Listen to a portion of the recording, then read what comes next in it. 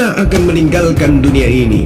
Setelah kita meninggalkan dunia ini, kitalah yang mempertanggungjawabkan diri kita di hadapan pencipta kita.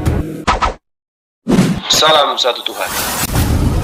Para sahabat, dukung semua ya channel Densa News Muslim. Di like, di subscribe, di share sebanyak mungkin untuk supaya mencegah sahabat-sahabat kita di luar sana tidak terpengaruh terhadap pemurtadan. Mungkin dari Bang Zuma sendiri, saya bisa dijelaskan secara detail agama Kristen itu agama yang seperti apa. Karena jujur dari kecil pun saya ikut agama nenek, yang dimana ibu saya dalam perjalanan hidupnya itu mu'alaf. Om saya juga dalam perjalanan hidupnya ikut istrinya dan mu'alaf menjadi Islam. Jadi saya sendiri juga sebenarnya Kristen, tapi jujur saya masih sedikit kurang paham juga tentang agama Kristen itu yang sebenarnya itu yang seperti apa. Jadi itu saja yang bisa saya sampaikan. Mohon izin untuk dijawab Bang Zuma ataupun yang lainnya. Terima kasih. Jadi ketika kita berbicara mengenai agama Kristen, hubungannya dengan agama Samawi, bahwa di setiap kemudian ada Nabi datang, pasti ada saja yang kemudian menyelewengkan ajarannya. Seperti Nabi Musa alaihissalam, kemudian Nabi Isa alaihissalam, dan juga baginda Rasulullah Muhammad sallallahu alaihi wasallam. Agama itu cuma satu. Agama yang diwahyukan oleh Allah dari sejak Nabi Adam alaihissalam sampai kepada kita hari ini itu hanya satu, yaitu damai sejahtera. Itulah agama yang diajarkan oleh para nabi. Agama di sini jalan, millah.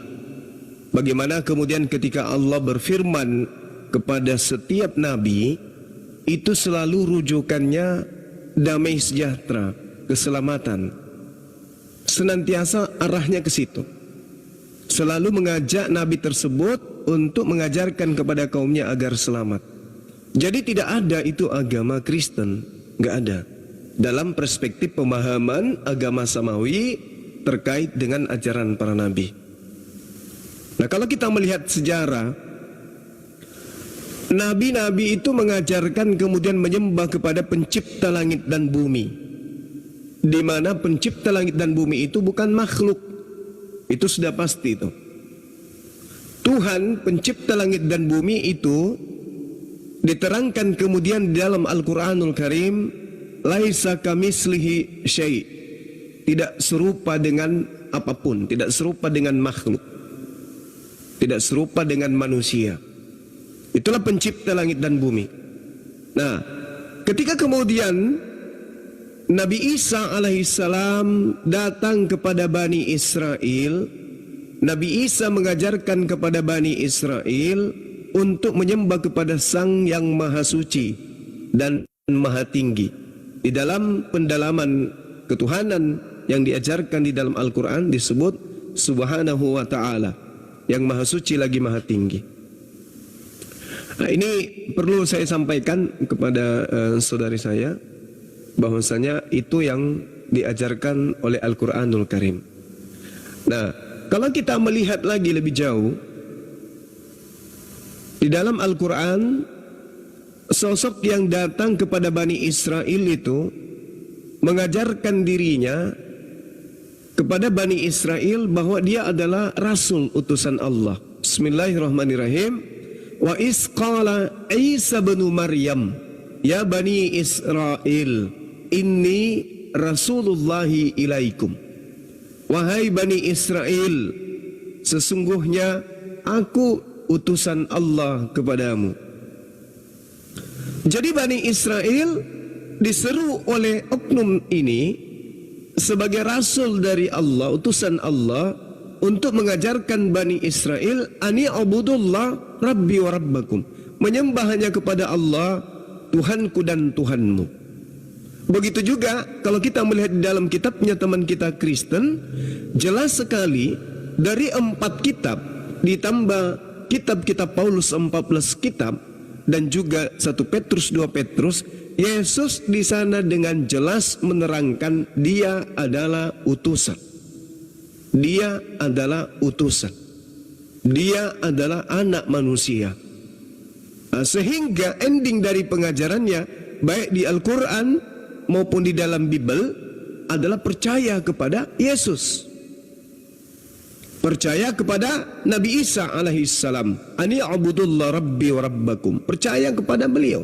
Di dalam Yohanes 10 nomor 27, aku mengenal pengikutku mengenal aku, mereka mendengarkan aku dan mengikuti aku. Jadi kalau Yesus itu penganut Taurat, maka pengikutnya wajib hukumnya juga penganut Taurat.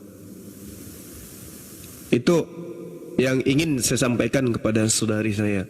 Jadi ketika kita berbicara mengenai Islam Kristen, Yesus sebenarnya itu mengajarkan Islam, bukan mengajarkan Kristen. Mengajarkan Islam Yesus itu. Kenapa? Karena Yesus mengajarkan jalan keselamatan. Al-Quranul Karim menjelaskan sedikit lagi ya. Di dalam surah Al-Maidah, ini sudah sering saya katakan, bagaimana kemudian Rasulullah Muhammad SAW mengajak kepada Bani Israel, dalam hal ini adalah ahli kitab. Ya. Kenapa diajarkan kepada mereka untuk mengikuti baginda Rasulullah? Karena Rasulullah Muhammad SAW adalah penghibur atau penolong lain. Dialah yang kemudian didatangkan oleh Allah sebagai penutup para nabi. Allah Subhanahu wa taala menerangkan di dalam Al-Qur'an, yahdi bihillah manittawa'a ridwanahu subulan salam. Wahai ahli kitab, telah datang kepadamu Rasul kami membawa Al-Quran. Dengan Al-Quran itu kemudian pencipta langit dan bumi memberi petunjuk kepada orang yang mengikuti keridaannya kepada jalan keselamatan. Jadi di luar Islam sudah tertolak. Makanya Yesus mengatakan, jika hidup keberagamaanmu tidak lebih baik dari ahli Taurat, maka engkau tidak akan masuk ke dalam surga.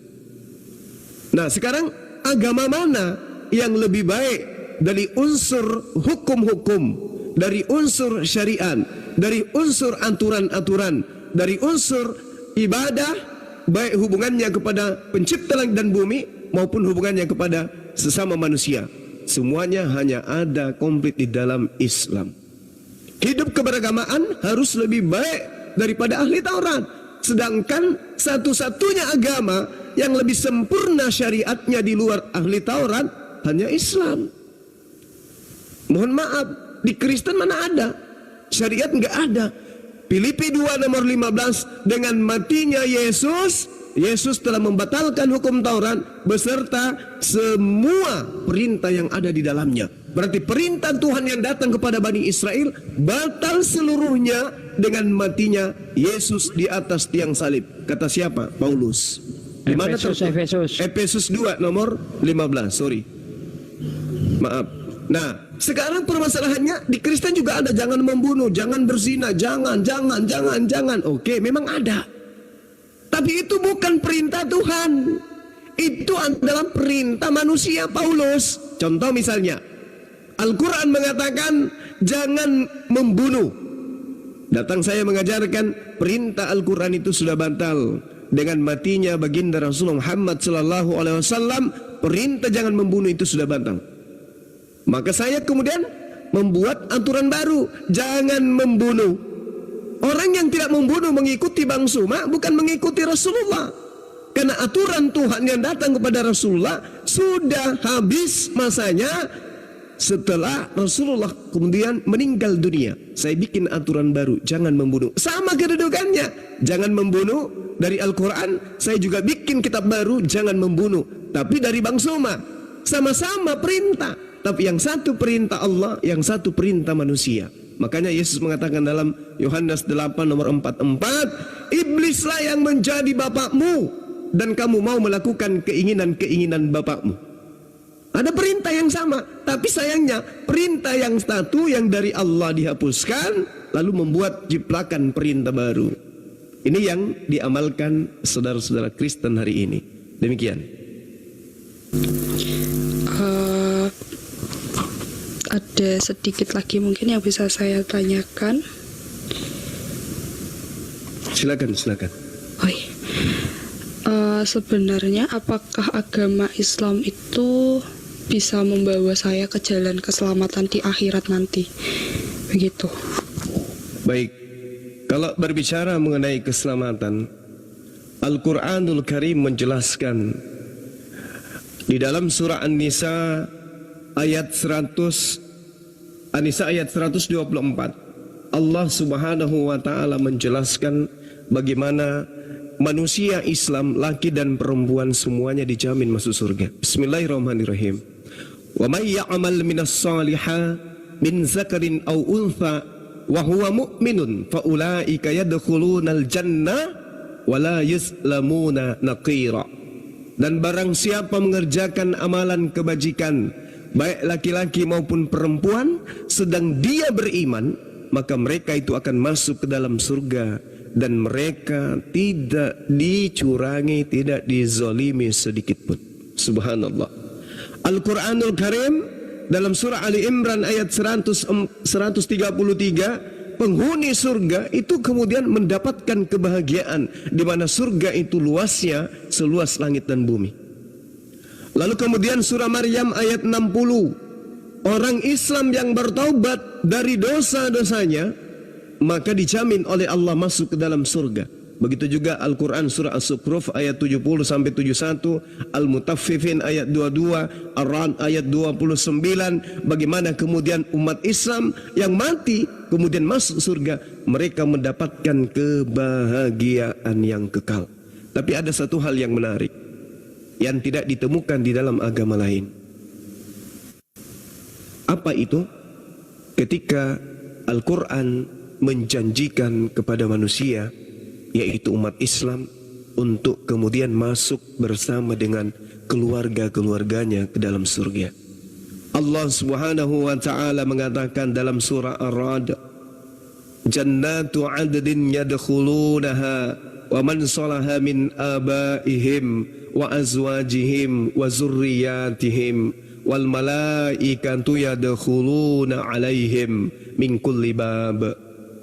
Yaitu surga-surga Aden, mereka masuk ke dalamnya bersama dengan orang-orang yang saleh, dari nenek moyang mereka, kakek nenek mereka, pasangan-pasangan mereka, istri mereka, suami mereka, anak-anak mereka, cucu-cucu mereka. Sedang para malaikat masuk ke tempat-tempat tinggal mereka dari pintu yang mereka sukai. Jadi ada hal yang sangat menarik di sini. Islam menanamkan pengajaran yang sangat sempurna. Bagaimana seorang manusia hidup di dunia, ada ayah, ada ibu, ada saudara, ada adik, ada kakak, ada paman, ada tante, dan seterusnya. Di antara kita tentu, termasuk diri saya, ibu sudah meninggal dunia, ayah pun sudah tak ada. Ada kerinduan ingin kembali berkumpul, bersenda gurau dengan mereka, bercandaria dengan mereka, duduk, tertawa, tersenyum, bergembira ria bersama dengan mereka. Bahkan dengan bini yang saya cintai pun sudah pergi. Berpuluh tahun kemudian kami sama membangun rumah tangga, mahligai kebahagiaan di dunia. Tapi dia pergi, ayah pergi, ibu pergi, dan seterusnya. Ada kerinduan. Dan subhanallah, di dalam hati saya menyatakan bahwa mereka itu sudah ada di jannah. Dalam arti kata mereka sudah punya janji dari Allah kalau mereka ada di jannah. Lalu bagaimana saya kemudian bisa mendekap mereka, memeluk mereka, menciumi mereka? Allah Subhanahu wa taala menggariskan kemudian jannatu adn yadkhulunaha wa man salaha min abaihim wa azwajihim wa zurriyatihim. Rupa-rupanya kalau saya menjadi orang yang beriman, Bang Suma menjadi orang ahli taubat, Bang Suma menjadi orang yang saleh, ternyata kerinduannya akan terbayar akan berjumpa kembali dengan orang-orang yang dicintai pada kehidupan yang kekal kemudian. Subhanallah. Kita punya anak udah pergi duluan, rindu dengan mereka. Rupanya kita masih bisa jumpa, dan perjumpaan dengan mereka di dalam kehidupan yang kekal penuh dengan kebahagiaan. Subhanallah. Bandingkan dengan agama lain. Mohon maaf, agama Kristen. Adakah dia dijanji kemudian berkumpul dengan orang-orang yang sudah mereka cintai dan sudah meninggal dunia? Tidak. Bahkan mereka kehidupan berikutnya tidak saling kenal satu sama lain. Mereka ditinggal ibu, mereka ditinggal ayah, mereka ditinggal saudara, mereka ditinggal anak kandung, mereka rindu. Tapi ternyata perjumpaan pada saat di dunia mengantarkan ke kuburan adalah perjumpaan yang terakhir. Mereka tak akan pernah lagi berjumpa untuk selamanya. Saya tidak mau mengimani ajaran seperti itu. Kenapa? Saya manusia, punya rasa, punya hati, punya cinta, punya kerinduan. Aku cinta kepada keluarga saya, aku rindu kepada mereka, dan aku ingin mendekap mereka. Aku ingin hidup bersama kembali dengan mereka. Dan itu hanya ada di dalam ajaran agama Islam. Saya membaca Bible dari kitab Kejadian sampai Wahyu. Saya tidak pernah menemukan sebuah data bahwa mereka akan berkumpul bersama dengan anak istri kembali seperti sedia kala mereka hidup di dunia. Allahu Akbar. Hanya di Islam diajarkan hal seperti ini. Oleh karena itu kemudian ketika ingin jumpa dengan mereka, maka saya harus membimbing anak-anak saya menjadi anak yang soleh dan soleha.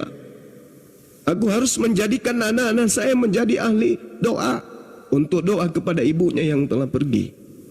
Aku harus mengajarkan dan menanamkan akidah yang mantap kepada mereka, agar mereka menjadi anak-anak yang soleh dan soleha, agar kelak mereka bisa berjumpa dengan ibunya, dan saya pun menjadi ayah dari mereka nanti di surga.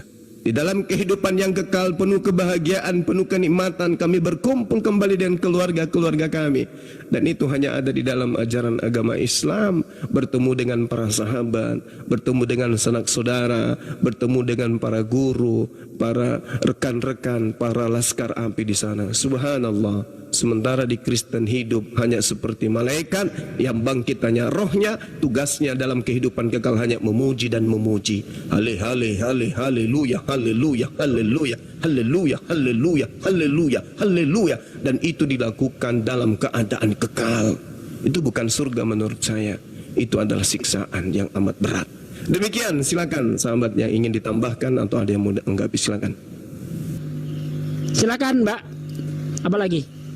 Insya Allah beliau sudah nggak percaya Bible, akhi. Saatnya kita ajari Quran.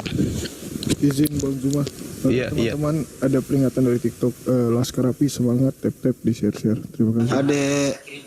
Boleh saya buka namanya aja deh ya. Pempino ini kan panggilan akrab sama temennya gitu ya. Nama asli Pempino ini adalah Puput dari Salatiga. Sudah 4 hari tuh adik kita ini sudah tidak berdoa lagi secara Kristen, bahkan nggak mau ke gereja lagi. Dia ingin bertanya kepada guru-guru di sini dasar-dasar Islam, memeluk Islam seperti apa itu Al-Quran, gitu ya Mbak Puput ya? Betul. Silakan Pak Nyuma. Iya, mungkin masih ada yang ingin ditanyakan terkait Quran. Untuk pertanyaan sendiri mungkin sudah cukup. Dari penjelasan tadi juga sudah cukup untuk saya, karena kan sebelumnya juga saya sudah sedikit banyak tahu tentang Islam sendiri itu seperti apa. Mungkin yang saat ini jadi entah itu keraguan dalam diri saya atau bagaimana, saya juga kurang tahu tentang bagaimana sih caranya mungkin untuk saya sendiri bisa lebih membuka hati saya dan juga pikiran saya untuk bisa meyakinkan diri saya bahwa sebenarnya Islam itu agama yang baik, Islam itu agama yang untuk semua orang dan intinya baik untuk saya, yang dimana saat ini saya terkendala ataupun sedikit ragu dan keberatan karena terhalang mungkin restulah dari kakek nenek saya yang dimana dari kecil saya ikut dengan beliau dan diurus sama kakek nenek saya seperti itu. Mungkin bisa diarahkan bagaimana saya harus mengambil jalan selanjutnya begitu. Ya, nenek kita ini non-muslim. Betul, dari waktu saya kecil nenek dan kakek saya itu Kristen. Baik. Al-Quranul Karim memerintahkan kepada kita kemudian di dalam surah Luqman ayat 15. Bismillahirrahmanirrahim. Wa in jahadaka ala an tusyrika bih ma laysa laka bihi ilm wa la tuti'huma wa sahibuhuma fid dunya ma'rufan. Jadi kaidahnya jelas, aturannya jelas. Kita diperintahkan kemudian untuk taat kepada kedua orang tua, termasuk kakek nenek. Kita diperintahkan kemudian untuk taat. Akan tetapi ketika mereka mengajak kita untuk mempersekutukan Allah, maka kita tidak boleh taat. Gak boleh. Termasuk kedua orang tua saja kita gak boleh taat, apatah lagi nenek dan kakek. Tapi perintahnya kemudian fala tuti'uhuma wa sahibahuma fid dunya. Jangan kamu taati, tapi pergaulilah mereka dengan cara yang ma'ruf, dengan cara yang baik. Pergauli mereka dengan cara yang baik. Ini perintah dari Allah. Jadi kalau misalnya kemudian ada ini mengkhawatirkan ada sesuatu yang terjadi kelak ketika menjadi seorang muslimah dari aspek nenek kakek, maka yang harus dipikirkan adalah keturunan kita kelak. Mungkin dengan kita menjadi seorang mu'allaf, mereka akan terbuka hatinya dan bisa jadi kita adalah sebagai jalan untuk mereka mendapatkan hidayah. Yang pasti setelah kita bersyahadat, maka anak keturunan kita menjadi seorang muslim dan muslimah. Itu dulu poinnya. Apa keuntungannya kemudian kita menjadi seorang muslim, menjadi seorang muslimah? Allah menjanjikan kepada kita dalam Al-Quranul Karim, kada aflahal mu'minun. Beruntung kita ini sebagai orang Islam. Kata Allah, alladzina hum fi salatihim khashi'un, yaitu mereka kemudian yang khusyuk di dalam salatnya. Bayangkan, beruntunglah orang yang khusyuk di dalam salat. Walladzina hum anil lagwi mu'ridun, dan orang yang menjauhkan diri dari perbuatan, dari perkataan yang tidak berguna. Walladzina hum lizzakati fa'ilun, dan orang-orang yang menunaikan kemudian kewajibannya untuk membayar zakat sekali setahun. Walladzina hum li furujihim hafizun, dan orang yang memelihara kemaluannya dari sesuatu yang dianggap persinahan, illa ala azwajihim, kecuali terhadap istri mereka. Lalu kemudian apa yang Allah janjikan kepada mereka? Orang Islam, orang mukmin yang kemudian melakukan hal yang tadi, salat, zakat, kemudian menjauhkan diri dari persinahan dan seterusnya. Rupa-rupanya Allah menjanjikan surga Firdaus. Ulaika humul warithun.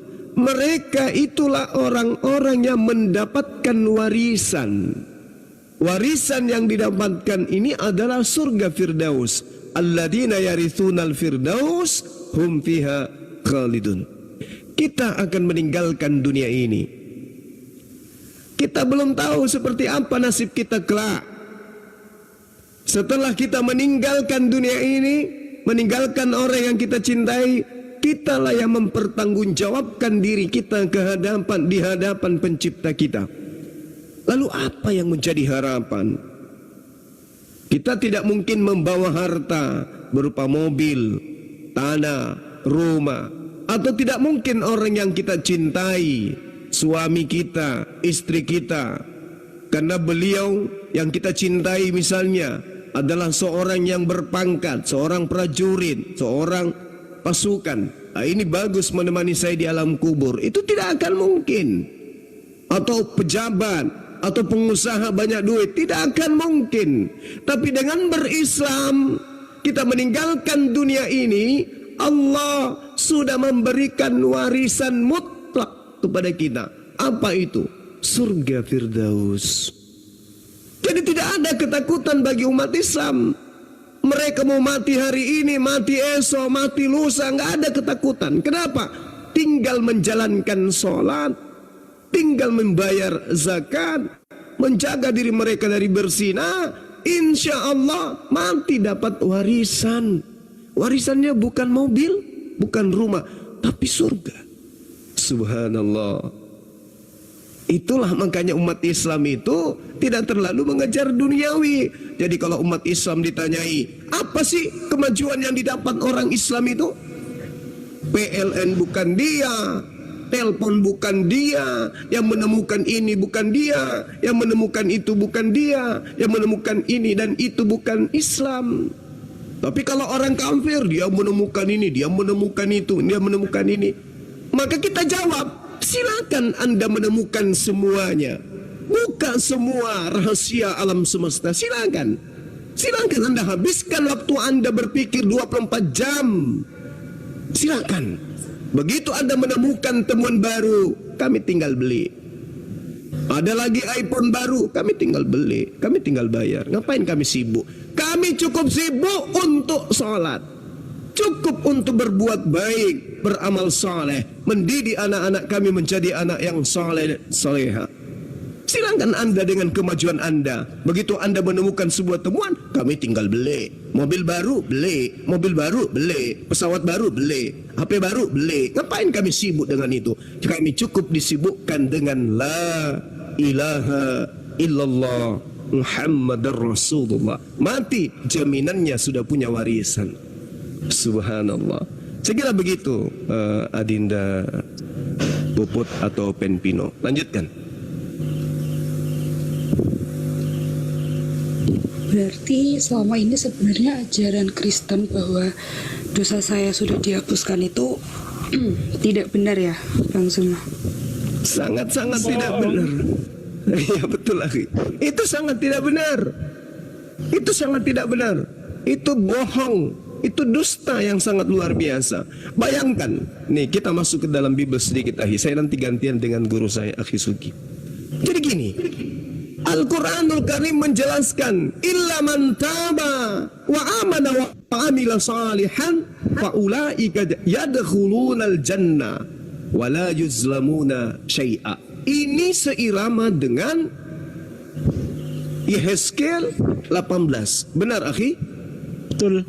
Masya Allah. Jadi orang itu menanggung dosa masing-masing. Dan solusi yang diberikan oleh Allah baik kepada Bani Israel, Bani Ismail, umat Islam adalah pertobatan. Makanya Allah mengatakan, kecuali orang yang bertobat, beriman dan mengerjakan kebajikan, maka mereka itu akan masuk surga dan tidak dizolimi, tidak dirugikan sedikit pun. Subhanallah. Jadi bagaimana mungkin? Coba kita bernarasi dengan menggunakan logika sehat. Allah mengatakan bahwa manusia akan diupah, dibalas sesuai dengan perbuatan masing-masing. Yesus juga mengajarkan hal yang sama. Tuhannya Bani Israel juga mengajarkan hal yang sama. Manusia akan diupah berdasarkan dengan perbuatan amalan masing-masing. Tapi bagaimana mungkin kemudian amalan dosa kita dilimpahkan kepada orang lain? Bayangkan. Kita lihat. Elohim di dalam kitabnya orang Yahudi, di dalam Keluaran 23 nomor 7 apa yang dikatakan? Jangan engkau membunuh orang yang tidak bersalah, sebab aku Tuhan tidak akan pernah membenarkan orang yang salah. Apa itu artinya? Jangan kau membunuh Yesus, sebab tidak akan mungkin Yesus, Nabi Isa ini aku jadikan tumbal untuk menebus dosa-dosa orang-orang yang bersalah. orang yang membunuh anaknya, orang yang membunuh ibunya, orang yang merampok, berzina, mencabul dan seterusnya. Masakan itu ditanggung oleh Yesus, orang yang tidak bersalah? Apa mungkin itu masuk ke rasio kita? Orang lain yang mencuri, orang lain yang membunuh, orang lain yang memperkosa, dosa-dosa si laknat-laknat ini kemudian ditanggung oleh manusia suci. Nabi Isa alaihissalam dengan mati di atas tiang salib, nggak mungkin. Makanya di dalam Imamat 1 nomor 2, jika di tengah kalian orang-orang Israel ingin mempersembahkan kurban kepada Tuhannya, maka hendaklah mereka mempersembahkan hewan kurban, hewan ternak, domba, kambing, sapi, lembu, seirama dengan Al-Quran surah Al-Hajj ayat 34, bahwa Tuhan meminta kepada setiap umat untuk disyariatkan kurban berupa hewan. Bahkan Yesus di dalam Matius 8 nomor 4 mengajarkan mempersembahkan persembahan yang diajarkan oleh Nabi Musa, yaitu persembahan hewan. Jadi hanya ajaran Kristen yang kemudian menjadikan manusia sebagai tumbal dosa-dosa mereka. Itu seirama dengan ajaran Dewa Molok. Ketika Tuhan mereka Dewa Molok murka, maka penyembah-penyembah Dewa Molok kemudian memberikan anak-anak mereka sebagai pendamai agar supaya Dewa Molok tidak murka. Ini ajaran pengajaran terhadap dewa-dewa. Saya kira begitu ya, sebagai edukasi dari saya terkait dengan dosa yang kemudian dikatakan dijamin oleh orang lain atau ditebus oleh orang lain. Silakan yang lain. Gitu ya. Ini Pak, adik kita Pempino ini namanya Puput, itu sudah 4 hari sudah tidak mau lagi berdoa secara Kristen, tidak mau lagi ke gereja. Mbak Puput, kenapa mau meninggalkan Kristen? Bisa dijelaskan dulu, terus nanti diberikan edukasi kepada guru kita. Kenapa Mbak Puput tidak mau lagi jadi Kristen? Silakan.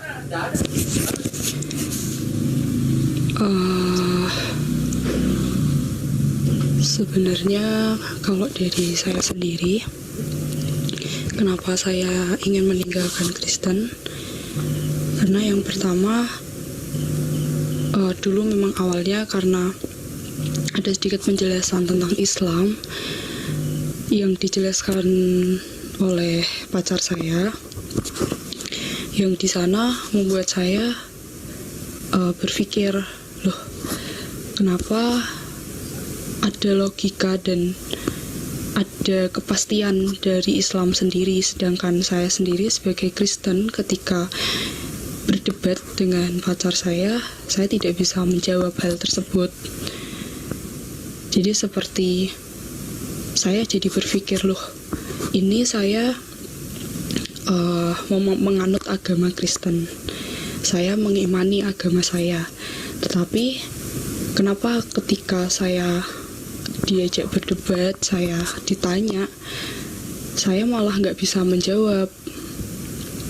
Nah, dari situ saya mulai berpikir dengan logika saya mulai sedikit-sedikit untuk membuka pikiran saya untuk mencari tahu tentang bagaimana sebenarnya Islam itu, dan kenapa saya tidak lagi berdoa, karena entah kenapa dari hati saya sendiri seperti ngerasa kayak hal yang saya lakukan ini dengan cara berdoa ataupun beribadah sebenarnya terlihat sia-sia seperti itu. Jadi kayak tidak ada hal yang ngebuat hati saya itu bisa tenang begitu. Jadi ketika saya berdoa pun ya saya sekedar berbicara, hanya sekedar saya mengungkapkan apa yang saya rasakan, saya berbicara sekedar itu. Jadi tidak ada hasil lah dari apa yang sudah saya ungkapkan seperti itu. Jadi saya pikir-pikir kembali, ya memang Islam itu bisa masuk logika saya, dan saya juga banyak dapat masukan kalau misal orang yang cerdas, orang yang berakal budi itu sebenarnya ya memang orang Islam dan masuk Islam seperti itu. Jadi sudah banyak hal yang mungkin ada di pikiran saya saat ini ketika saya diberitahu, saya diajarin hal seperti ini. Banyak hal yang ada di pikiran saya.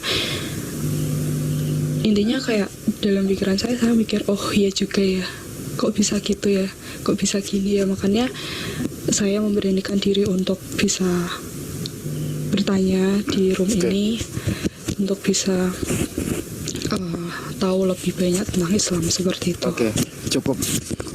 Terakhir ya, tolong naikkan pacarnya dong, namanya Brahma Kumbara. Karena beliau juga sering diskusi sehingga Mbak Puput ya panggilannya ya. Itu sih. Terakhir, apa yang mengganjal? Kenapa tidak diikrarkan aja kira-kira, apa yang mengganjal? Biar teman-teman Muslim di sini menjawab. Silakan. Jujur saat ini pun dari saya sendiri juga benar-benar intinya saya belum merasakan, sebelumnya belum pernah merasakan hal seperti ini. Kayak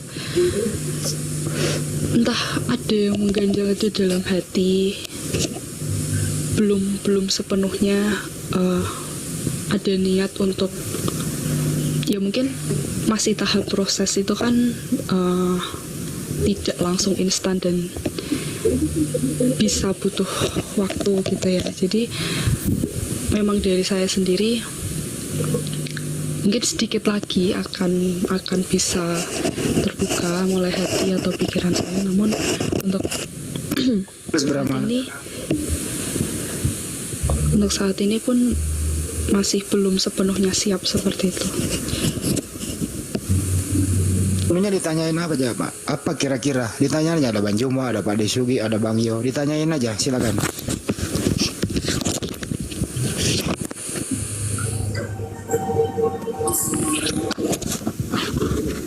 Ditanya aja Mbak Puput, apa kira-kira? Silakan, bebas bertanya kok. Mungkin hal terbesar yang masih mengganjal itu tadi adalah ya dari kakek dan nenek saya itu saja sih mungkin. Itu saya masih butuh kesiapan, entah ya mungkin benar banyak orang bilang pun kalau memang masuk Islam, cerita-cerita tentang mu'alaf pun banyak orang yang mu'alaf, mereka meninggalkan harta mereka meninggalkan ataupun ditinggalkan oleh keluarga mereka.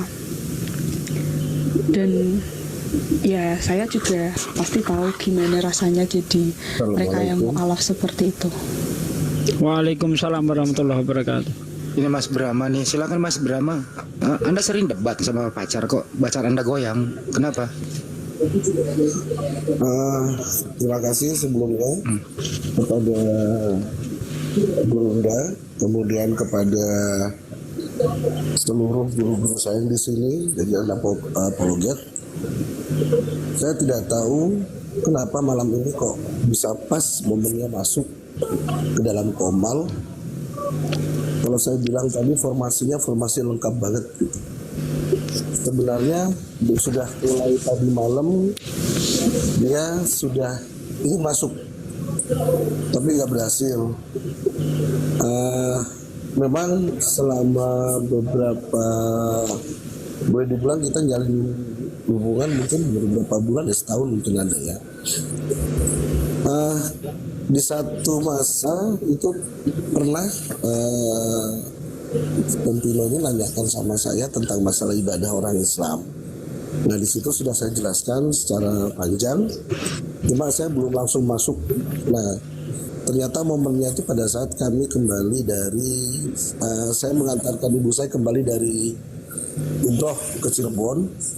Nah itu pada saat di mobil hampir selama 1 jam kita bicara tentang bagaimana itu Kristen, bagaimana itu Islam.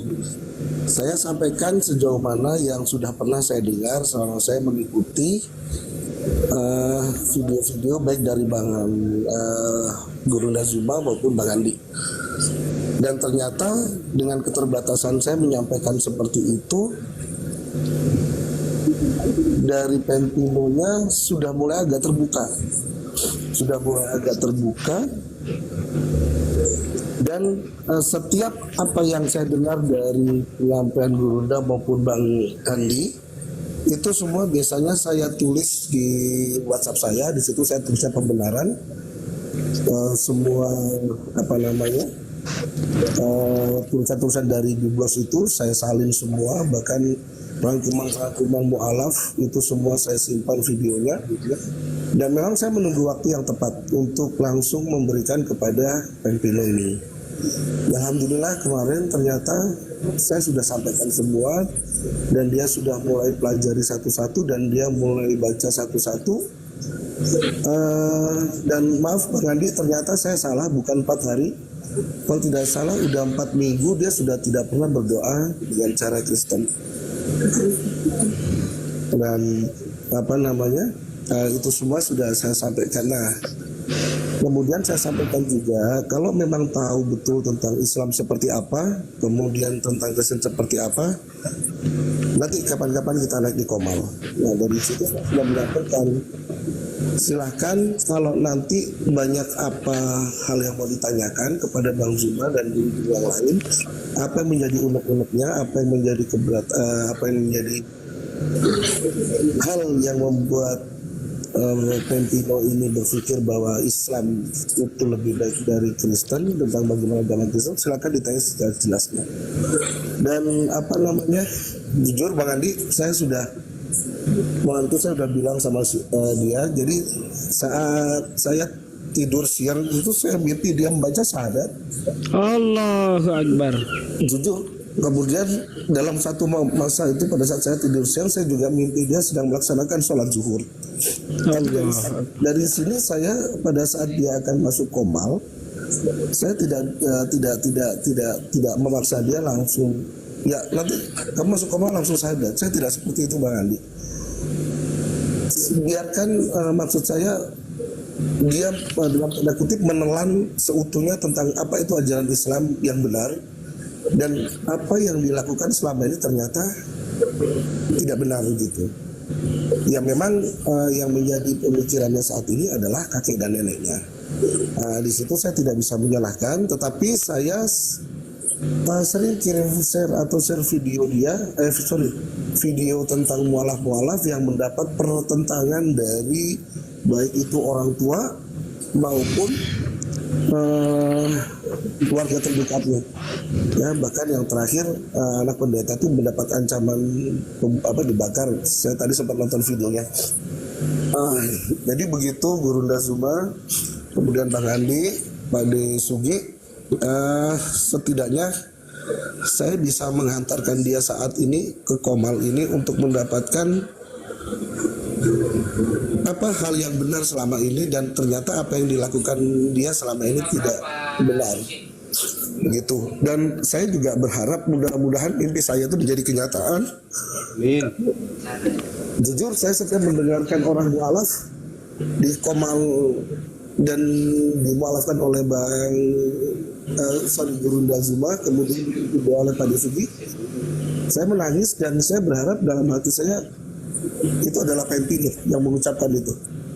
Allahu Akbar. Mungkin begitu saja dulu Bang Ali. Ya, baik Bang. Ya, jadi sepertinya Aki ini kendala terbesar adalah rasa cintanya kepada nenek dan kakeknya. Iya, itu ini banyak keadaan seperti itu yang selalu kita temukan di lapangan. Sejauh ini mungkin sudah cukup tentang penjelasan tadi. Seperti itu.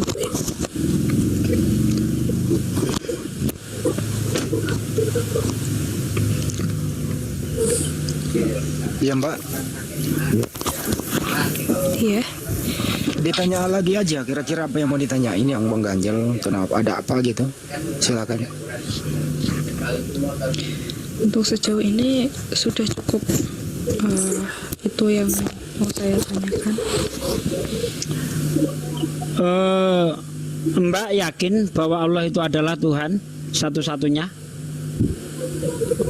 Yakin. Yakin. Anda yakin, percaya bahwa Nabi Muhammad adalah utusan Allah? Yakin. Yakin. Anda sudah bersyahadat dalam bahasa Indonesia, tinggal mengucapkan dalam bahasa Arabnya saja. Apa yang harus ditundanya lagi? Anda sudah yakin hanya ada Allah Tuhan yang berhak disembah. Anda sudah yakin Nabi Muhammad adalah utusan Allah. Anda sudah mengucapkan arti dari kalimat asyhadu alla ilaha illallah wa asyhadu anna Muhammadar Rasulullah. Kenapa masih ragu untuk mengucapkan itu? Padahal dalam arti bahasa Indonesia Anda sudah mengucapkannya loh. Sudah meyakininya bahkan. Apalagi yang ditunggu? Monggo. Tinggal mengucapkan dalam bahasa Arabnya saja. Dituntun Bang Juma. Siap? Jangan. Enggak apa-apa. Ya, dari saya sendiri masih ada sedikit, saya tidak tahu itu apa, tapi dalam hati saya presentase saya siapnya masih kurang lebih 85-90%. Anda yakin besok masih hidup?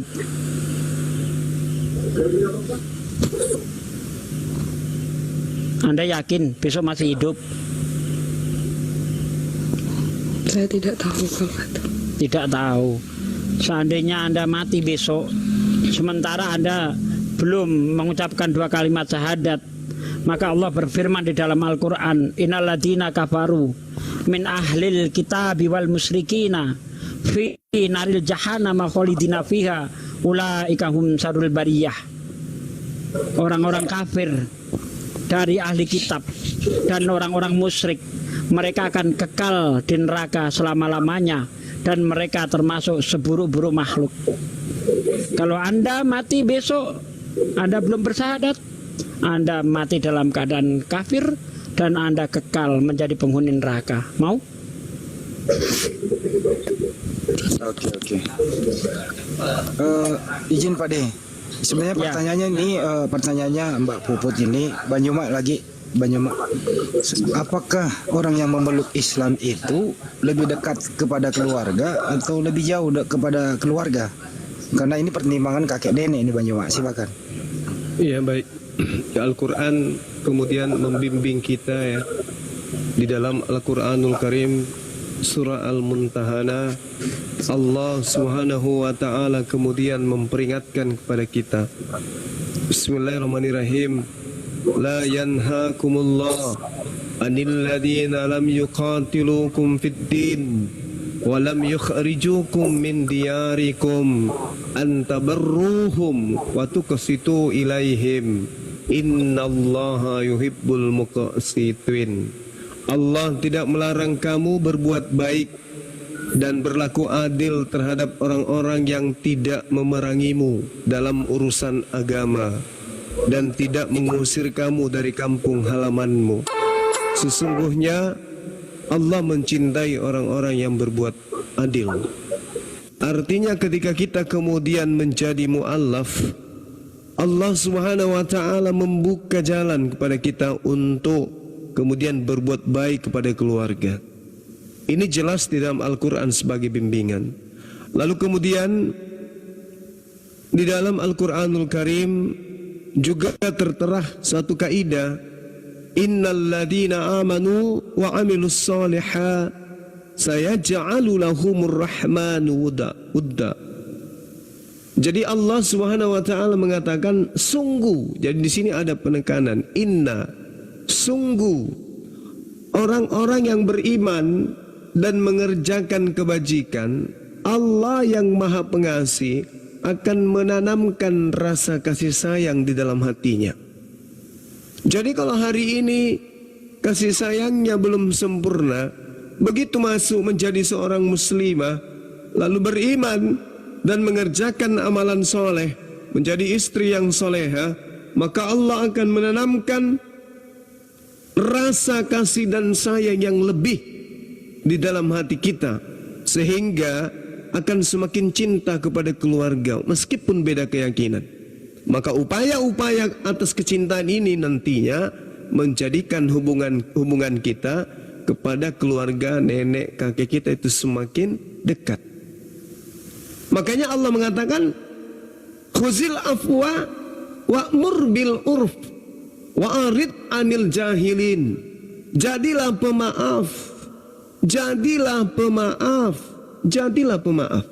Dan suruhlah orang yang mengerjakan yang ma'ruf, yang baik, serta janganlah pedulikan orang-orang yang bodoh.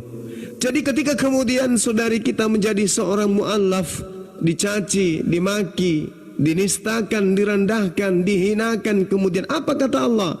Husil afwa, jadilah pemaaf, jadilah pemaaf. Wa'mur bil urf, dan suruhlah kemudian orang-orang yang melakukan kesalahan atau apapun itu untuk mengerjakan yang ma'ruf. Ajarkan Islam dengan baik pada mereka. Ini aturan di dalam Islam. Warid anil jahilin, dan kata Allah, serta tinggalkan dan jangan pedulikan orang-orang yang bodoh, orang-orang yang jahil. Jadi tidak perlu kemudian kita bingung. Islam adalah kendaraan kita menuju kebahagiaan dunia dan akhirat. Keluarga butuh kita, untuk mereka kita ajarkan Islam. Lalu kalau kita tidak belajar Islam lebih dulu, lantas siapa yang akan mengajarkan kemudian mereka Islam? Al-Quranul Karim menjelaskan dengan jelas. Sedikit lagi ya sahabat. Iyada'una min dunihi illa, ini jelas ini, inatha wa iyada'una illa syaitanan marida. Yang mereka sembah selain Allah, nenek kita, kakek kita yang tidak menyembah kepada Allah, itu tidak lain hanya menyembah berhala, menyembah inasan, dan mereka tidak lain hanyalah menyembah setan yang durhaka. Ini yang diterangkan oleh Al-Quranul Karim. Jadi kalau kita membiarkan dan menginginkan mereka tetap dalam kesesatan, dan kita juga ikut di dalamnya, maka siapa yang akan menjadikan mereka menemukan hidayah Islam? Sedangkan Al-Quran mengatakan, wa ya'buduna min dunillah ma la yanfa'uhum wa la yadurruhum wa kana al-kafiru ala rabbihi zahira. Sesungguhnya orang-orang kafir adalah penolong setan untuk berbuat durhaka kepada Tuhannya. Akankah kita menginginkan ini terjadi? Nenek kakek kita yang kita cintai selamanya akan menjadi penolong setan di dalam durhaka kepada pencipta langit dan bumi. Tentu kita tidak mau. Lalu apa langkah yang kita ambil? Tentu kita mu'alaf duluan, kita memeluk Islam duluan. Setelah itu kita ajari mereka, kita ajak mereka secara pelan-pelan. Bagaimana mungkin kita ingin menyelamatkan mereka kalau sementara kita berada dalam kendaraan yang sama, kendaraan menuju ke jurang, kita tetap ada di dalamnya bersama dengan orang-orang yang kita cintai. Berarti kita membiarkan mereka mati, jatuh ke jurang yang paling dalam. Bagaimana cara kita menyelamatkan? Loncat dari kendaraan itu. Apapun yang terjadi, orang tua melarang jangan loncat, pecah kepala, patah tulang, tapi karena kecintaan, hakul yakin, Islam itu adalah jalan keselamatan, loncat dari kendaraan lalu mengambil kendaraan lain, kejar mereka, hentikan kendaraan mereka, pindahkan mereka ke kendaraan kita. Itu baru yang dikatakan ma'ruf.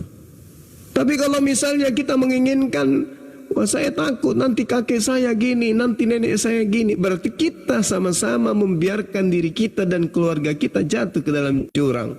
Padahal ada upaya yang kemudian ingin menyelamatkan kita.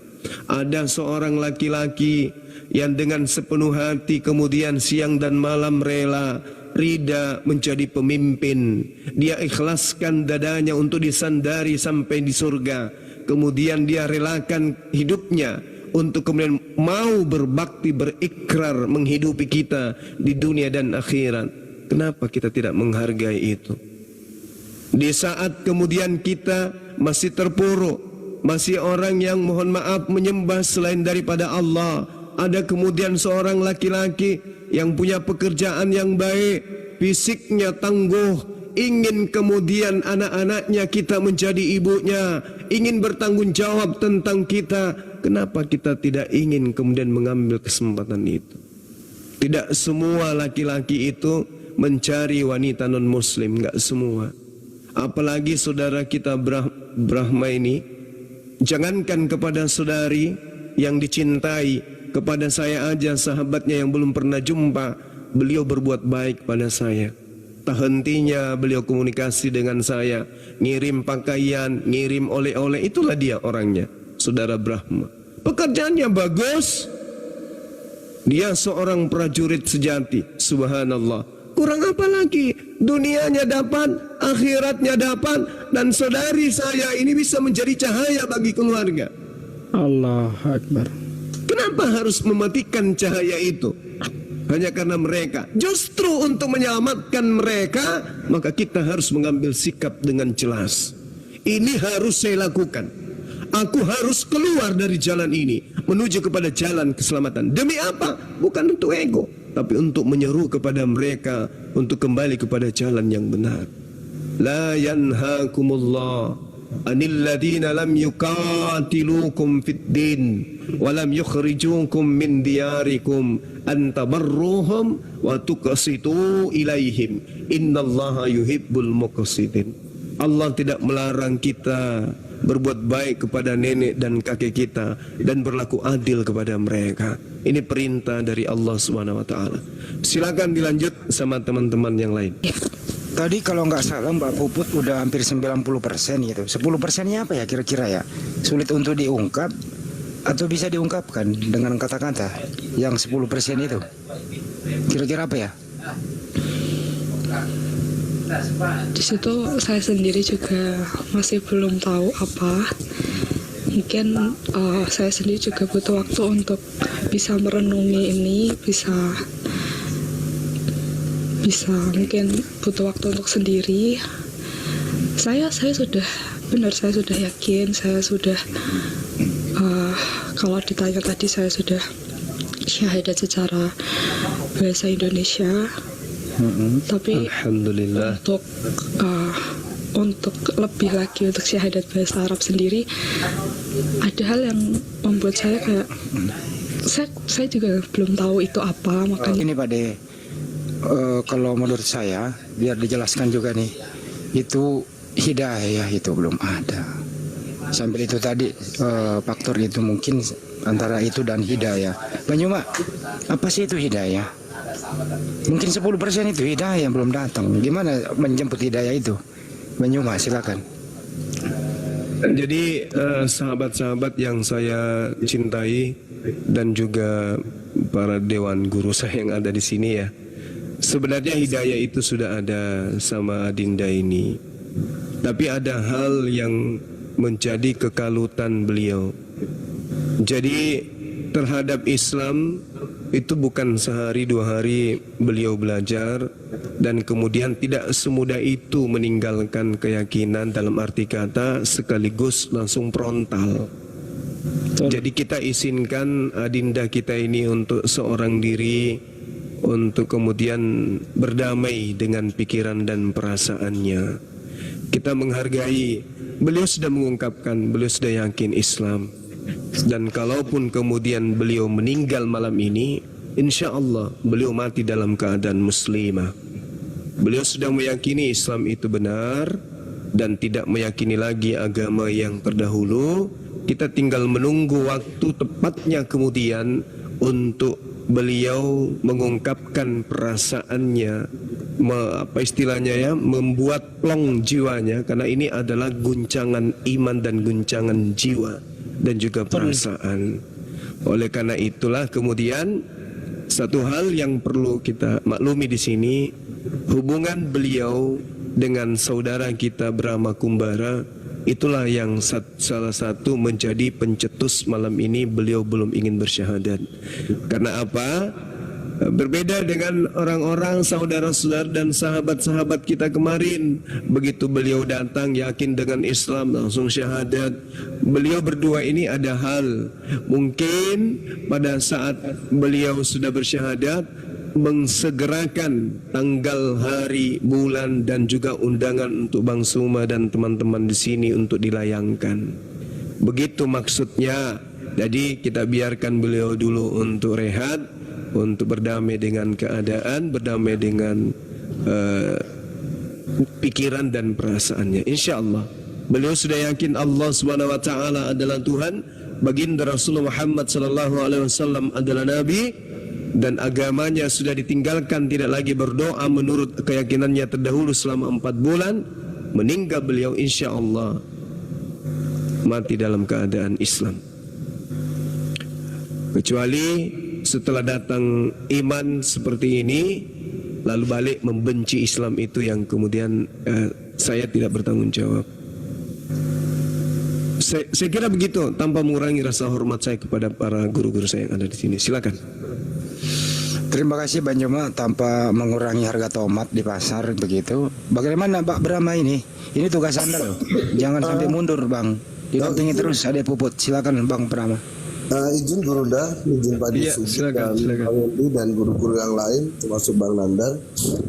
Sebenarnya kalau dari Pempinonya sendiri memang sudah tadi sudah sempat chat saya melalui WA. Dia ingin merenung sendiri malam ini. Sebenarnya seperti yang disampaikan Gurunda tadi, semoga pada saat Pempino ini merenung malam ini sendiri, hidayah itu akan nyampe, karena beliau juga saat ibu saya melaksanakan manasik sebelum berangkat umroh, beliau mendampingi ibu saya dan menggunakan gamis lengkap. Masya Allah. Masya Allah.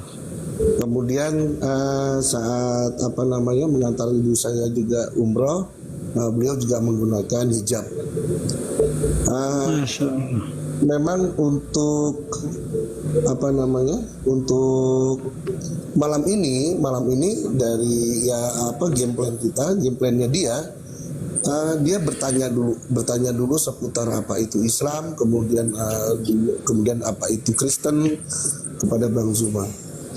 Sebenarnya sih kalau untuk mempelajari Islam beliau sudah sedikit demi sedikit sudah mulai. Contoh, waktu pas kapan itu kita lagi di luar kita makan, beliau menyampaikan sama saya bahwa sudah 4 minggu tidak berdoa menurut agama Kristen. Kemudian memposisikan tangannya seperti orang kita Islam berdoa dan bertanya kepada saya, gimana doanya kalau mau makan. Nah dari situ saya ajari doa makan. Allahu Akbar, Masya Allah. Betul. Sebenarnya beliau sudah 90%. Nah 10%-nya itu yang disampaikan oleh Gurunda, hidayah, dan semoga saja dengan tadi beliau sempat chat dengan saya di WhatsApp, butuh waktu untuk merenung seperti dibilang Gurunda. Ini perang batin, ini perdebatan berat karena beliau akan mengambil keputusan besar dalam hidup beliau. Bahkan pada saat saya ajak diskusi maupun sedikit debat tentang agama, ini Pempino sering pusing dan kadang menangis gitu. Sering pusing dan menangis, betul yang dibilang dia tidak bisa bilang apa-apa gitu. Karena apa yang saya sampaikan sesuai dengan apa yang pernah saya dengar baik di Komalnya Gurunda, kemudian Bang Handi dan Pak Disugi maupun Bang Nandar. Harapan saya semoga dengan apa yang sudah diterimanya malam ini, kalau saya boleh bilang ini formasi lengkap. Kalau saya boleh bilang ini kalau orang berangkat perang bekalnya ini luar biasa. 10%-nya hidayah akan mampir malam ini, betul-betul ditemukan dengan apa yang membuat 10%-nya itu akhirnya jadi 100%. Dan saya sudah tadi saya sudah sempat sampaikan kepada Gurunda Zuma maupun Bang Andi, saat beliau sudah memutuskan untuk mualaf, saya akan masuk koma lagi. Masya Allah. Dan Siap saya, menunggu. insya Allah itu sudah saya sampaikan juga. Ya itulah Gurunda mungkin yang jadi pertimbangan dia bagaimana cara menyampaikannya ke kakek dan neneknya begitu. Karena itu ibunya pada saat menikah juga mualaf, kemudian omnya juga pada saat menikah juga mualaf, dan tinggal dia seorang diri. Dan saya optimisnya begini, beliau akan tetap menjadi mualaf, dan mungkin hanya cara menyampaikannya saja pada saat harus menyampaikan ini kepada kakek dan neneknya. Mungkin itu Gurunda yang menjadi titik beratnya. Kenapa belum 100% malam ini. Jadi sempat bilang jangan takut viral, katanya. Lu kok takut viral? Saya bilang ini bukan masalah viral. Ini sebenarnya bisa menjadi pembelajaran bagi semua orang. Jadi ibaratnya Pempino ini nanti bisa menjadi, ya, kalau saya salah kata mohon dimaafkan, bisa menjadi saluran berkah bagi orang lain. Kemarin mengikuti Ceni ya. Ya, Ceni ya, itu dari segi usia sama dengan Pempino, kemudian juga untuk pelayanan gereja juga sama, termasuk si Pempino itu juga pengajar di sekolah minggu begitu. Allahu Akbar. Makanya kemarin saya sempat bilang, itu si Ceni 12 tuh sama dia. Dia bilang iya ya. Dan saya sukanya apa, ini tadi malam ini begitu saya chat WA, kok lama, saya tanya kok lama balasnya apa, lagi cari di TikTok, lagi cari Bang Zuma, cari di TikTok lah maksudnya gitu.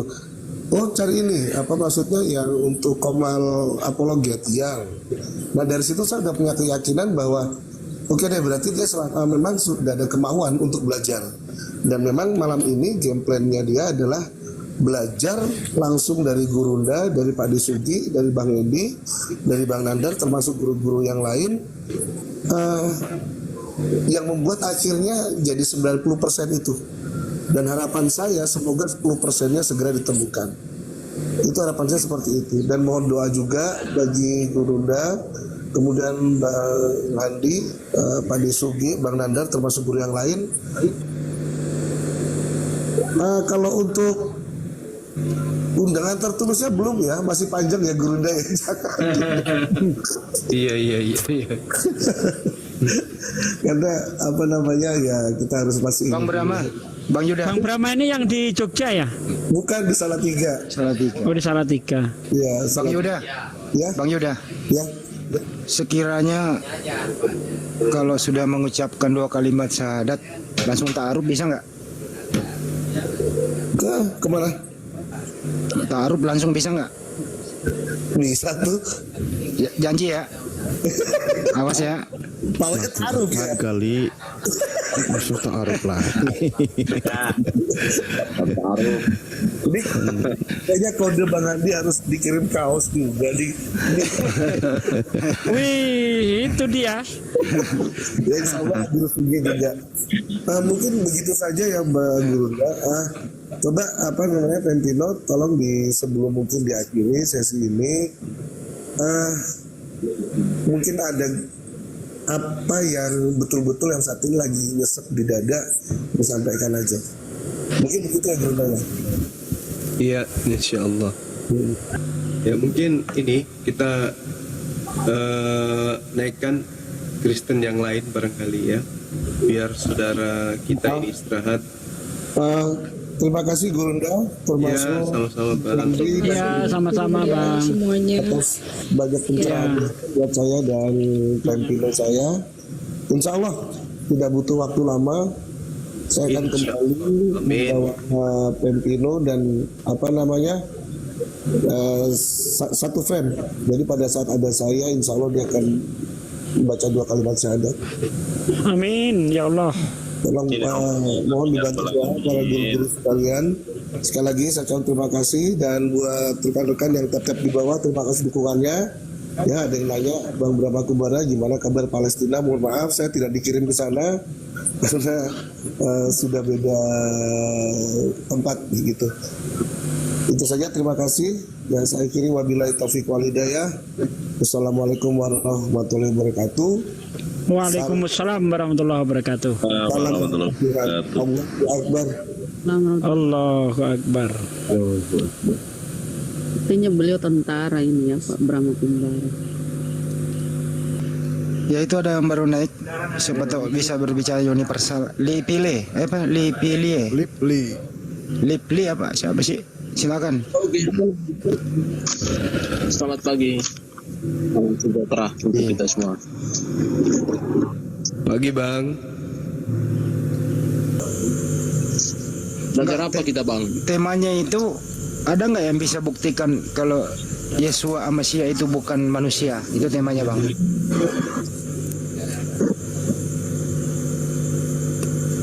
Berat itu nanti. Itu sama halnya kita mengatakan kepada mereka, ada nggak yang bisa membuktikan bahwa Jokowi itu bukan manusia? Siapa tahu dia bisa buktiin. Ya, coba aja. Coba dipilih, bisa nggak Anda membuktikan kalau Yesua Amasia atau Yesus Kristus itu bukan manusia? Silakan.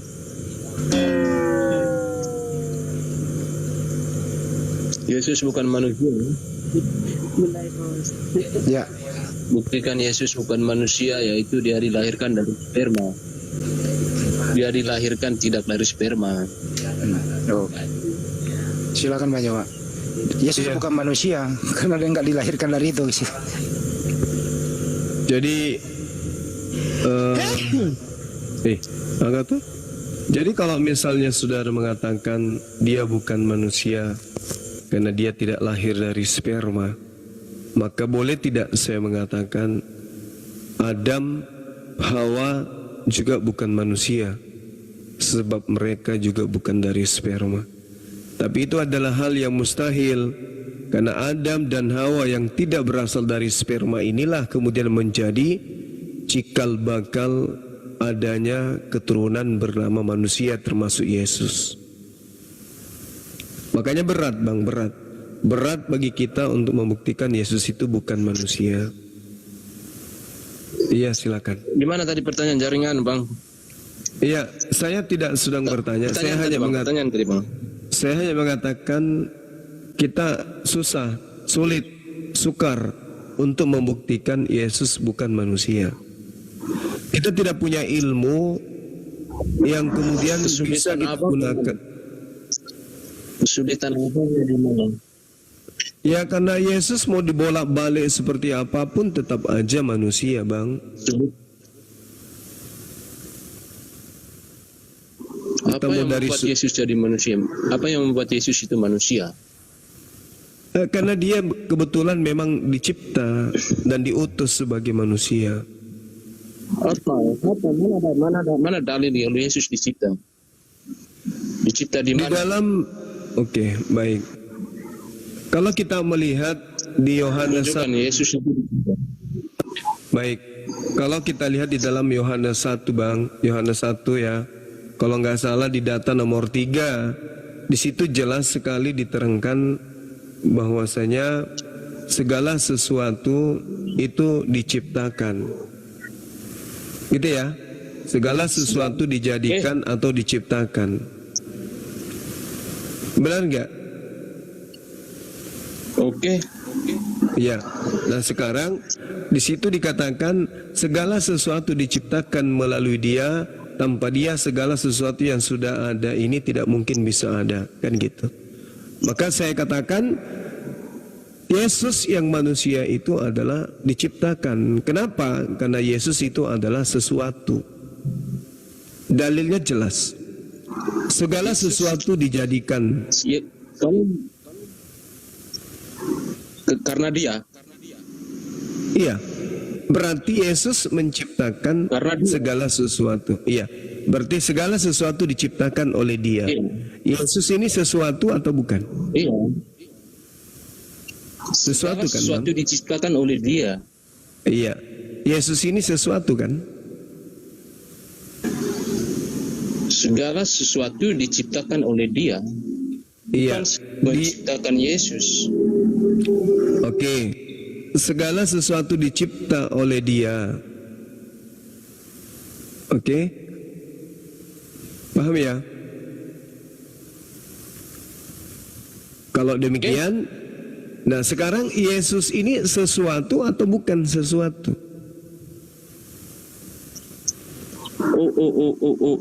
Segala sesuatu diciptakan oleh Dia, bukan segala sesuatu menciptakan Yesus. Bukan. Dalilnya segala sesuatu dijadikan atau diciptakan melalui Dia. Iya, sama. Kalau kita lihat, iya, melalui Dia. Ya. Nah, kalau nggak ada Dia, nggak ada ciptaan. Oke, berarti melalui Yesus diciptakan, betul? Ada dalil seperti itu, jangan tambah-tambah.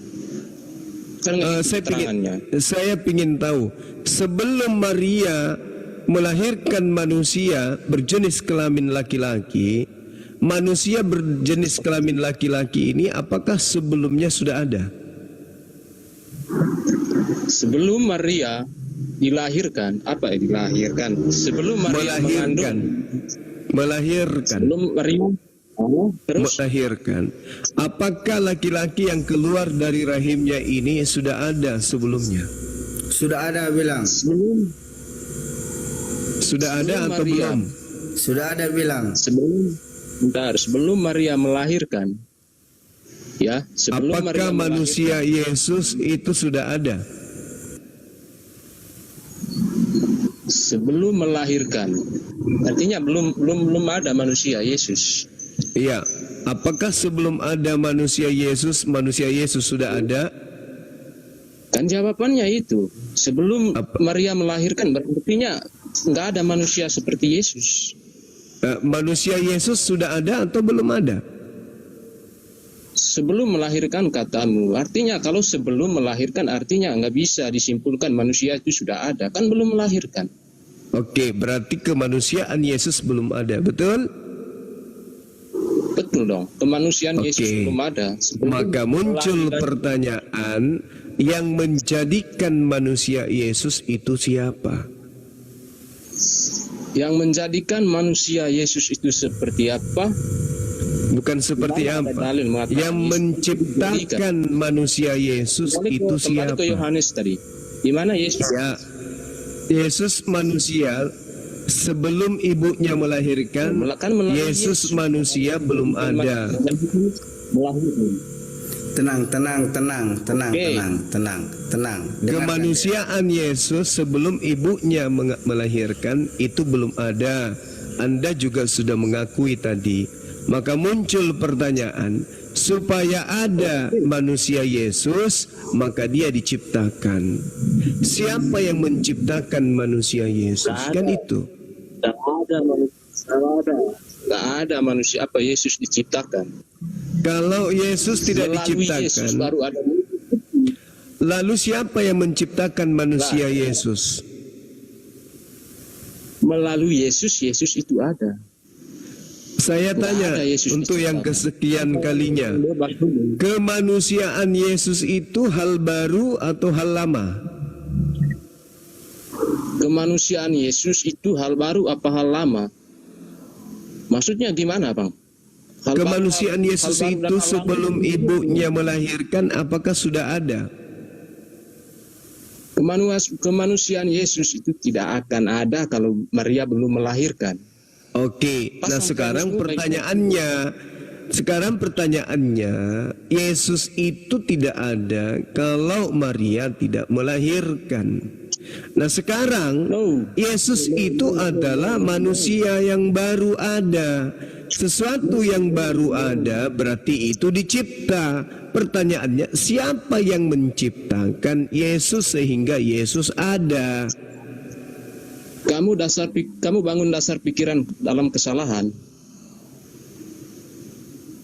Loh, Bang, kalau kemanusiaan Yesus itu tadinya tidak ada menjadi ada, itu artinya ciptaan.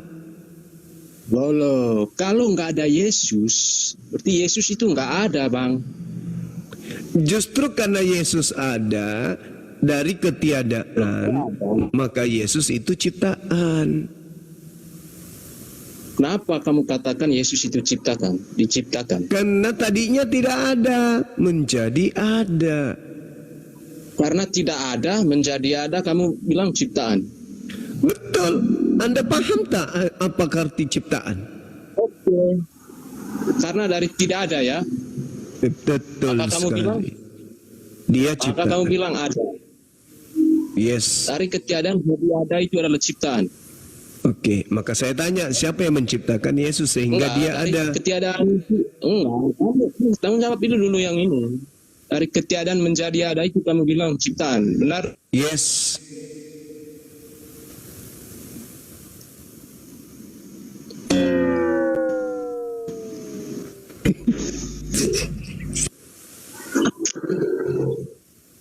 Udah mulai paham, Bang? Kenapa jadi pusing begini? Lihat sendiri pusing dengan narasinya sendiri. Tinggal kamu jawab gini aja, Juma. Kamu mengatakan Saya udah dari jawab. ketiadaan itu karena ada itu adalah ciptaan. Gitu kah? Segala sesuatu yang tadinya tidak ada menjadi ada, itu adalah ciptaan. Oke, saya tulis ya, segala sesuatu yang tidak ada sebelumnya dan sudah ada, itu adalah ciptaan. Ya.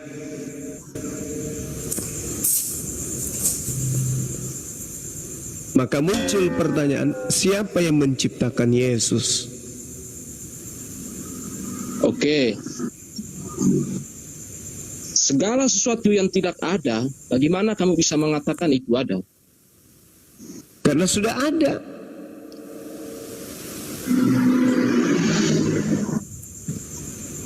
Karena sudah ada. Ya. Segala sesuatu yang tidak karena sudah ada. Gimana maksudnya? Yesus tadinya tidak ada. Maria tadinya masih perawan. Dia tidak pernah menetein siapapun. Begitu Yesus ada, dia sudah tidak jadi perawan lagi dan dia sudah ditetein, menyusui gitu. Artinya yang tadinya tidak ada menjadi ada. Dengan demikian Yesus ini ciptaan. Betul?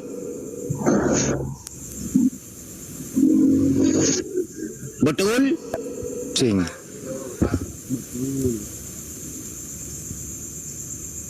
Kamu mengatakan Yesus ciptaan. Iya. Pasti. Benar begitu, Juma? Betul. Kan kita sepakat tadi. Sebelum Dasar ibunya dari kamu melahirkan. mengatakan ciptaan karena sebelum dia jadi manusia dia tidak ada. Iya, betul. Betul begitu, Juma? Iya, betul. Iya, betul. Juma, Iya, betul. dari mana kamu tahu? Dari mana kamu tahu? Karena tadi Sebelum Yesus Maria nggak ada. melahirkan itu, Karena sebelum Maria melahirkan, Yesus tidak dari ada. mana kamu tahu?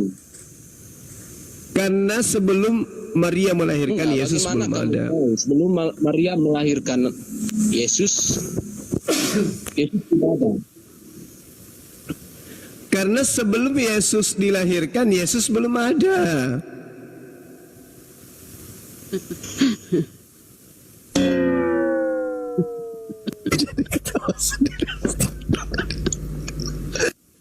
Betul? Betul. Padahal tadi udah sepakat dia. Sebelum dilahirkan Yesus tidak ada. Kenapa jadi oleng lagi ke sini? Astagfirullahaladzim. Betul? Kamu tahu dari mana sebelum Maria melahirkan Yesus, Yesus itu tidak ada? Sementara yang Karena sebelum Maria melahirkan, Yesus tidak ada. Betul? kalau sebelum Maria melahirkan Yesus tidak ada, bagaimana bisa Maria melahirkan Yesus? Maksudnya belum Bang, ada. Yesus itu sudah ada, tapi dia belum lahir. Itu Nah, maksudnya. ini sudah ada lagi. Sudah ada atau tidak ada? Buset dah. Jadi begini. Sudah ada apa tidak ada? Jadi gini. Yesus sebelum dilahirkan oleh ibunya, Yesus itu belum ada. Makanya di dalam Yohanes 8:42 Yesus mengaku, aku datang bukan atas kehendakku sendiri. Yesus tiba-tiba aja lahir tanpa seizin Yesus, tanpa ada koordinasi dengan Yesus. Kenapa? Karena Yesus itu ciptaan. Makanya dia mengatakan, aku datang bukan atas kehendakku. Tiba-tiba aja aku ada loh. Makanya di dalam Matius 1 nomor 18 diceritakan pada mulanya, kemudian sebelum Yesus itu dikandung, Maria sedang bertunangan dengan dengan Yusuf. Gitu. Artinya proses keberadaan Yesus dari tidak ada menjadi ada itu lengkap diceritakan di kitab saudara. Betul?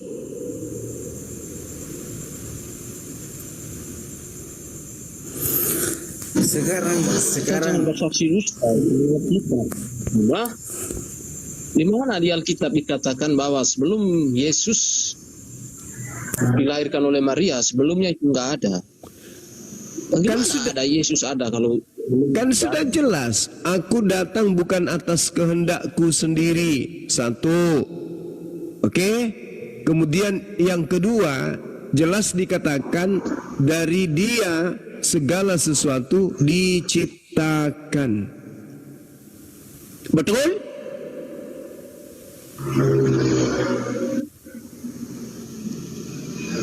Betul? Betul.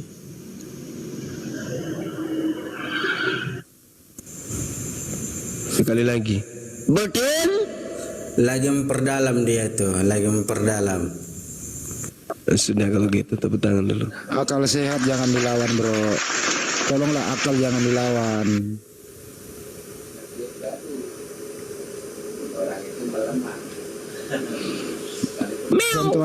Contoh aja deh bro.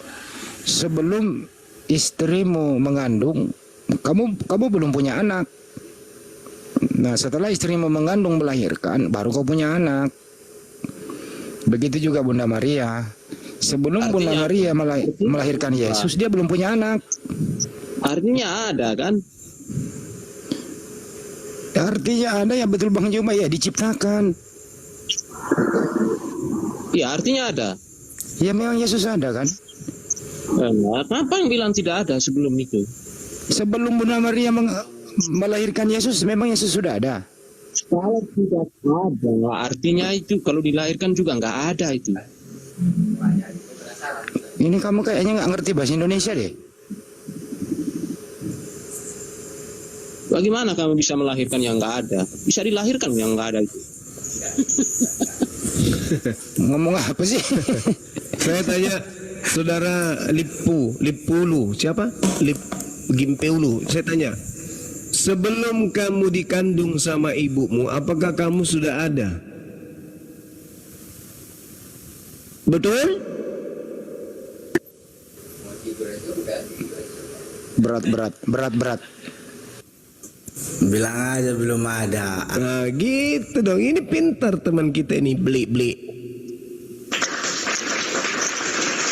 Bilang ada atau nggak ada ini? Lu kok tanya saya? Sebelum saudara melahirkan, kalau ada. Sebelum saudara dilahirkan menjadi manusia, apakah saudara sudah ada?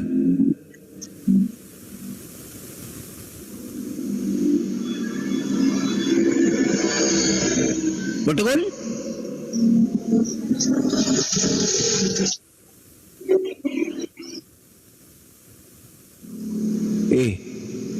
Agak tuh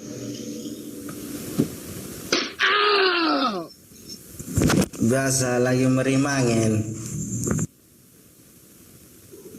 saudara lipi-lipi. Ayo, Yesus ada atau nggak ada ini sebelum itu? Belum ada. Kalau nggak ada, siapa yang dilahirkan kalau nggak ada? Barulah setelah dia dilahirkan, baru Yesus itu ada.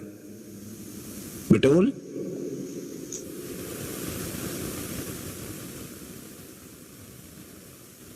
Berarti Tuhan Anda itu dikategorikan sebagai Tuhan junior. Betul? Iya bilang, lama kali berpikir. Nah, gitu dong. Sebelum Bunda Maria melahirkan, Bunda Maria nggak punya anak, betul? Betul. Artinya Yesus itu adalah manusia yang baru ada setelah dilahirkan ibunya. Berarti yang kamu sembah itu adalah manusia yang baru ada setelah dilahirkan emak-emaknya. Begitu. Kamu adalah penyembah anak mama. Betul? Juma, Enggak bilang. Kalau itu dibilang dia, enggak bilang. Jika sebelumnya Yesus tidak ada, siapa yang dilahirkan? Intinya kamu itu penyembah anak mama. Benar nggak?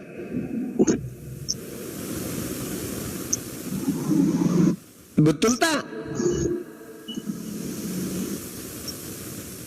Betul?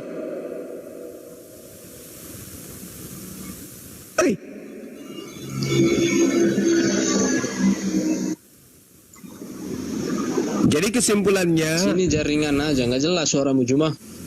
Kesimpulannya, saudara lipi-lipi, Anda itu adalah penyembah anak mama. Dah selesai.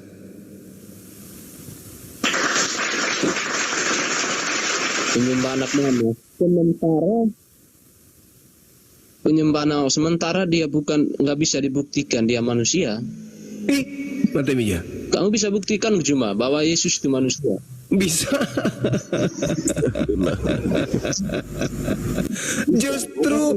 Justru kita kesusahan membuktikan dia bukan manusia. Mama Nenek. Oke, tapi kamu buktikan dia manusia. Bisa. Loh, Yesus mengaku dirinya sebagai anak manusia. Di dalam kitab Markus 14 kali dia ngaku sebagai manusia. Di Lukas 27 kali. Di Matius dia mengaku sebagai anak manusia 30 kali. Apalagi di Yohanes dia mengaku 14 kali sebagai anak manusia. Anak manusia dia. Anda pikir Maria melahirkan apa? Kucing? Hah? Anda pikir Maria melahirkan apa? Kucing? Tapi aku berkatalah dulu sama pendeta-pendeta ya. Pandailah kalian yang ngomong itu. Masa kalian kalah sama orang Muslim yang lebih tahu dengan Alkitab? Aduh.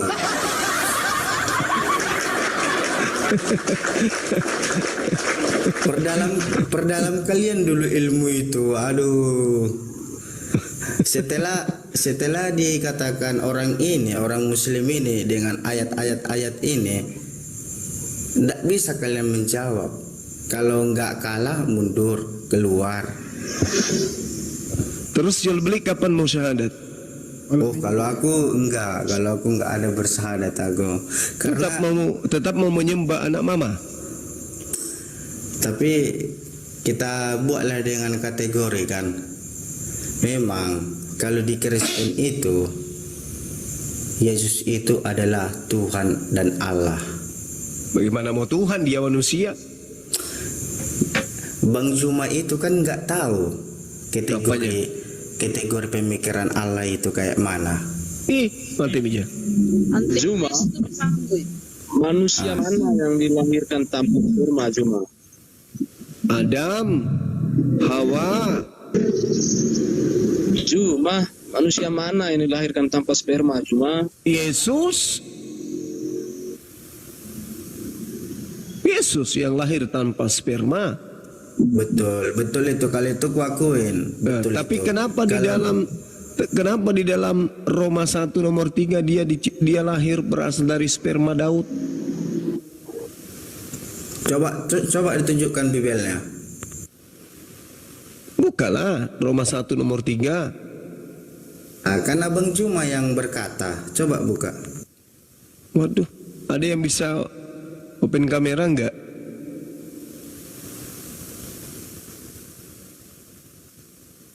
Roma 1 nomor 3, Yesus berasal dari sperma Daud. Nah tuh guru kita tuh dibesarin. Nah, tuh, nah tuh bahasa Arab. Nah, besarin akhi, besarin lagi. Itu kan di bahasa Arab, di Alkitab ada enggak? Bahasa Yunani itu asli dari bahasa kitab. Asli, kitabmu yang asli ini bahasanya spermatos David kata. Oke Bang, coba diterjemahkan bahasa Indonesia.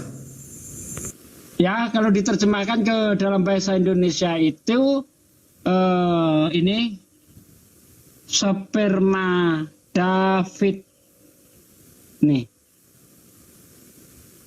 Ya, sperma David. Udah, apa lagi?